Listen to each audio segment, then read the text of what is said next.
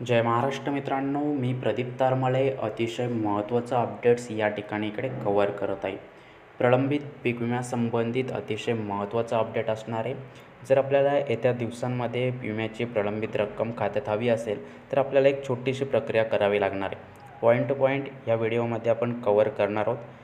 असे दर्जेदार व्हिडिओ इकडे मिळत असतात. चॅनेलवर नवीन आलेले असाल तर चॅनेल सबस्क्राईब करून नोटिफिकेशन बेल नक्की प्रेस करा. मित्रांनो, महत्त्वाचं अपडेट्स आहे. चॅनेलवर आपण अनेक जे काही आपले अधिकृत सदस्य आहेत त्यांना अनेक लाभ पोहोचवत असतो. आपण ते लाभ घेण्यासाठी इच्छुक असाल तर नक्कीच आपण चॅनल मेंबरशिप घेऊ शकता. मेंबरशिपबद्दल अधिक आपल्याला डिस्क्रिप्शन बॉक्समधील व्हिडिओमध्ये समजून येईल. तर आता पुढे जाल तर अतिशय महत्त्वाचं अपडेट्स पीक विम्यासंबंधित या ठिकाणी आपल्या स्क्रीनवर येणार आहे. त्याआधी आपण हे अपडेट्स कव्हर केलं होतं. हे पाहिलं नसेल तर लगेच पाहून घ्या. खूप महत्त्वाची माहिती आहे. या ठिकाणी आपल्याला पाहायला मिळते नाशिक, भंडारा, नागपूर, गोंदिया या 4 जिल्ह्यांना देखील रक्कम प्राप्त झालेली आहे. ठीक आहे, तर सविस्तर आपण आता या व्हिडिओमध्ये समजून घेतो आहे. त्याआधी जर या 4 जिल्ह्यांचं आपल्याला काही माहिती नसेल तर स्क्रीनवरती आलेले आहेत कशाप्रकारे रक्कम मिळाली. अधिक माहितीसाठी डिस्क्रिप्शन बॉक्समध्ये व्हिडिओ आहे. आता इथे आपण पाहाल सोलापूरमध्ये पावसाचा मोठा खंड पडल्याने जिल्ह्यातील खरीप पिकांचे मोठे नुकसान झाले होते.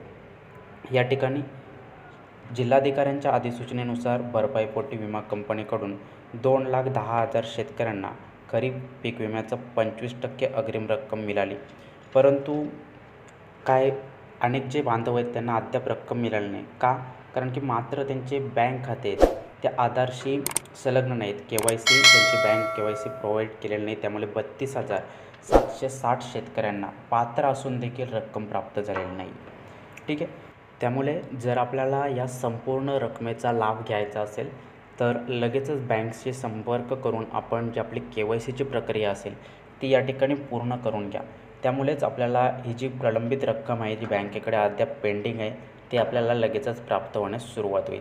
ठीक आहे, तर लगेचच आपण ही जी की प्रलंबित प्रोसेस असेल ती पूर्ण करून घ्या आणि आपला जे प्रलंबित विमा रक्कमेचा लाभ असेल तो लवकरात लवकर इकडे प्राप्त करा.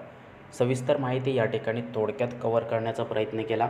आपल्या कन्सेप्ट क्लिअर झाल्या असाव्यात. अधिक माहितीसाठी चॅनेल सबस्क्राईब करून ठेवा आणि उर्वरित जे बांधव वर्ग आहेत त्यांना अद्याप ही माहिती समजलेली नाही आहे त्यांच्यापर्यंत हा व्हिडिओ पोहोचवा.